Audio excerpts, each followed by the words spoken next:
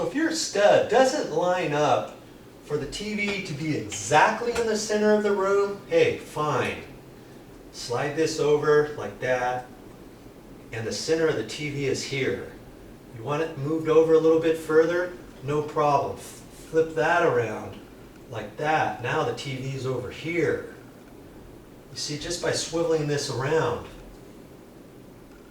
Or you can pull it out like that if you want the TV angled this way.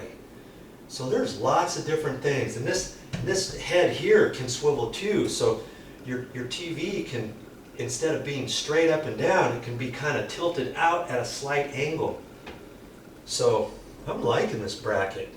Now, you don't have to have a mounting bracket like this. You don't see that at the store. They've got different styles, okay?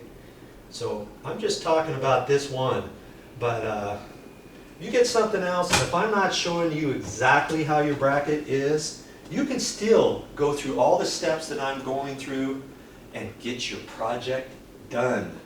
You, yes you, can do it yourself.